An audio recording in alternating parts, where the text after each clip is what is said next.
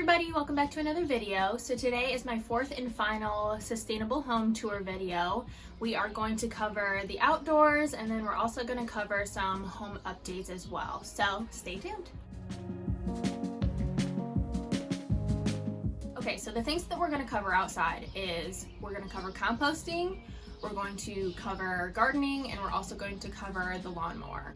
And then the things that we're going to cover when it comes to home improvements, we're going to talk about powering your home through wind or solar. We're going to talk about an efficient way to make sure your home is cooling and heating efficiently. And then at the end, I will give some suggestions on other things that you could do and also a couple things that we plan on doing next. All right, so compost. So you saw in my second kitchen video that I have a countertop compost, which is what this is. And now we're going to take this out to the outside compost.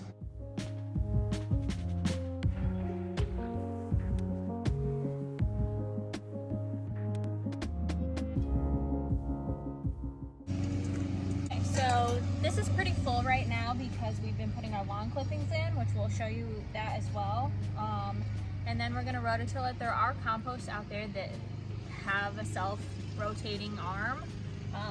We do not get that kind, so once we want to use some soil, we just pull up this shaft and scoop some out, and we're going to do that as well. We're going to rototill this a little bit by hand first.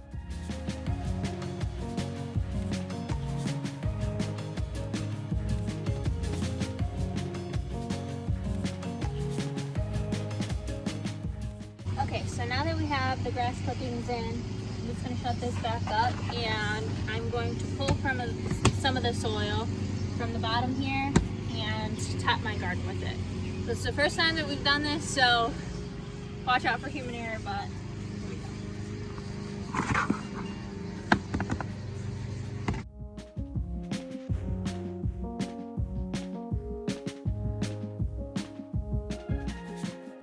Pretty packed in there. Let's try the other side.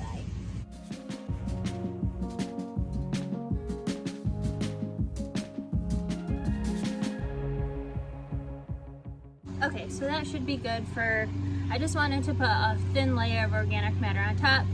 It's supposed to really help your garden. I've never tried this before, but they usually say in order for vegetables and your compost to fully decompose, could take 9 to 12 months.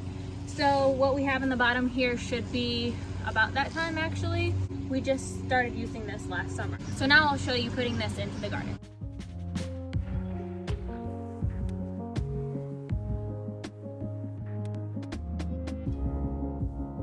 So as you can see for my garden, I put a little bit of compost on top already. Honestly, when we started the compost in the corner there, we didn't really know what we were doing. We just knew we wanted to reduce the waste as much as we could. And with that one, we definitely didn't start rotating it right away. So some of the stuff in the bottom did not decompose as much as I had wished. So we didn't get as much soil out of it as possible, but now we know that for the future. So we will try to rotate it just like you saw us doing with the rototill as much as possible going forward. And then obviously gardening is really great for sustainability. You can grow your own food, which is awesome. It's really great to be able to see your food growing, which is super cool. And if you're like me, it gives you just a great sense of satisfaction and pride to be able to eat your own grown vegetables. All right, an additional thing that you can do around the house and outside as well is a lawnmower. So for us, we got an electric lawnmower. We actually had an electric lawnmower from a company called Earthwise that we had for around 5 or 6 years, but they discontinued the battery, so we couldn't find a battery replacement any longer. So we decided to go with more of a renowned company. So Cobalt makes a line of electric lawnmowers. So this time around we went with the 40-volt lawnmower. Runtime between 40 and 60 minutes. So for our size of the yard, we've only cut the grass a couple times so far this spring. It's been really long. It does come with a bagger, which is nice. It also has a side discharge and attachments that go on and off very easily. It raises and lowers very easily as well here on the side. The battery compartment. This is just a safety tool. You pop this in and out. This is the battery, 40-volt charger, 5 amp hours.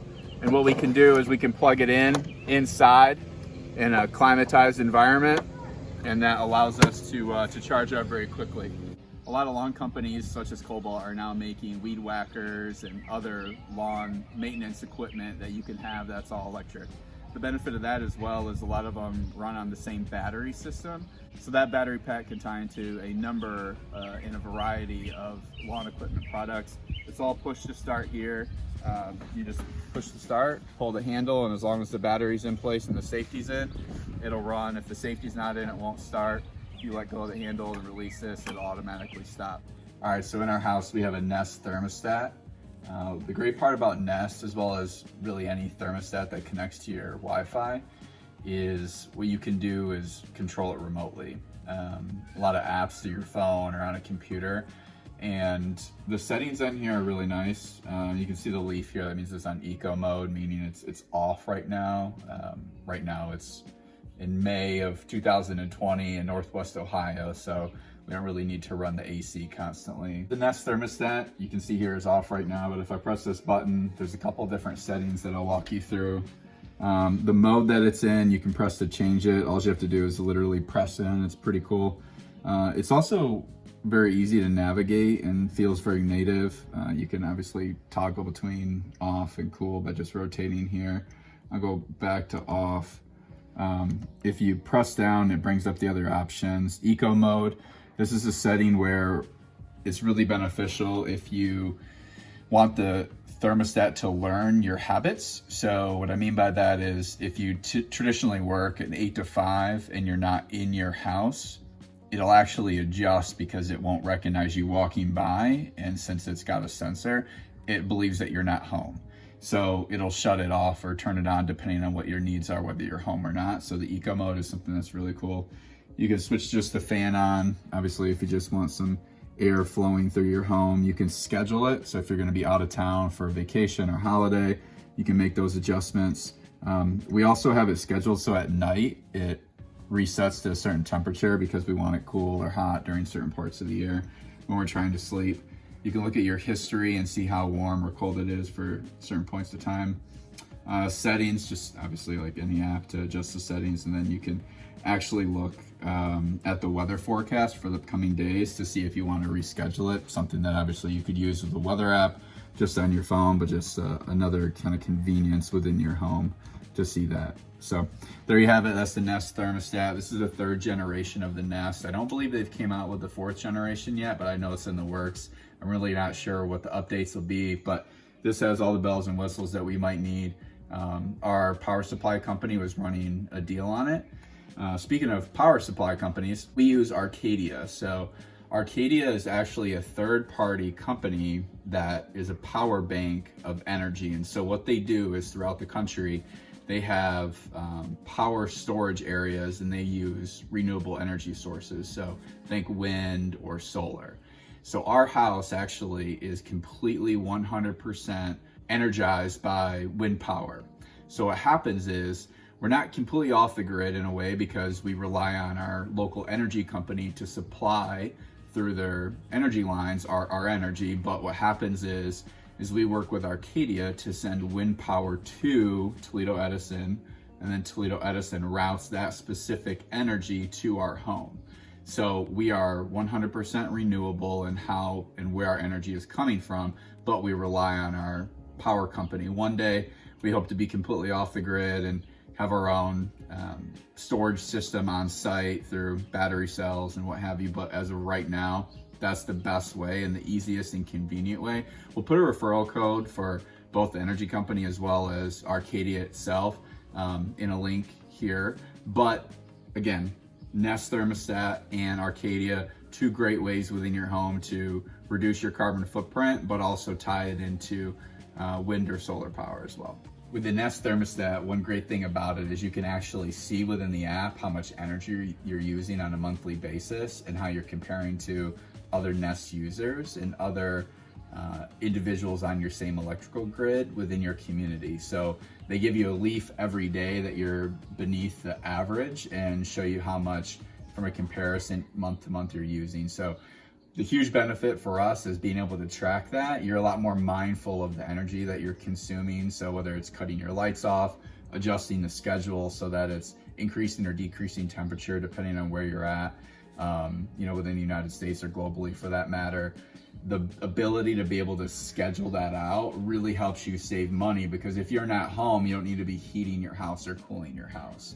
So being able to cut it off or adjust the temperatures for a temperate climate is the best thing that you can do. And let's face it, there's not much of a difference within your home between 70 and 72 degrees. So for opportunities that you can adjust hot or cold depending on the weather outside, you're going to see the additional benefits within your home as well as in your electrical bill, and the benefits for planet Earth as well.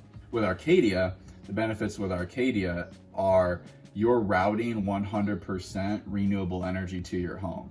That's the best way without having to buy $30,000, $40,000, $50,000 worth of solar panels, a power bank, a storage system, having to pay somebody to come and set that up.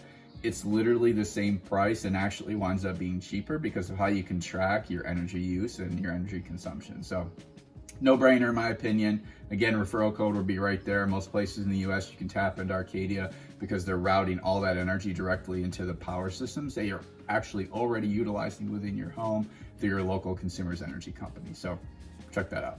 Okay, so there you have it. One of my biggest suggestions, as always, is to use up what you have first and then try to find a more sustainable source for something. So actually another way to be a little bit more sustainable is to make sure that you're as organized as possible. One great example is that I knew I was going to be gardening soon, so I really needed a pair of gloves, and I had a cheap dollar store pair that would not last if I was going to try to use them. So I was looking up online to see if I could find some bamboo gloves or something that was sustainable. Then we decided to clean out our garage, and we found 3 or 4 pairs of gloves. So just one thing to make sure that you're organized and clean so that you don't buy something that you already have, and then essentially you're creating waste that way. So some other suggestions that we didn't show you but are obviously possible for you to do, and some things that we will potentially be transitioning to after this. One thing that will probably be our next project is implementing a rainwater system. So what that is essentially is just making use of the water that comes from the sky. When you take part of your gutter out, then you can filter it out through a big barrel and use that water to, in my case, probably water the garden most of the time, or any other source once you filter it and that kind of stuff. To extend upon that, you can look into doing a gray water system. That's pretty complex and advanced, so I will just leave it up to you to do some research on that. But that would be something that would be super cool and super ideal for us to do, but again, super complex and something that we might hold off on until a little bit later in the future. And then there's just some little things too, like when you're replacing appliances. So obviously you want to use up what you have. If it's still in great working condition, then keep using it. But if it is sucking a lot of energy, that's when you have to do your research to see, okay, is a newer version of this that's more energy efficient better, or is what I'm using right now, even though it's pulling a lot of energy, rather than buying something new, is that worth it? So that's obviously where your research comes in handy. And then of course the little things like light bulbs. So when you're transitioning to a more energy efficient light bulb, reusing batteries. So if you buy rechargeable batteries, that might be a good way to reduce some waste that way. And then of course if you have the money to do it, you can look into different alternative sources of energy. Solar panels, obviously something like that will have to be regulated sometimes by your city or county commission, but there are so many resources with just a little bit of research that you can do. All right, so that's everything. Thanks so much for joining me today. If I have any resources, I will place them down below, just like the referral code for Arcadia and everything else. And thanks so much for watching. I really appreciate you spending your time with me, and I will see you in the next video. Bye.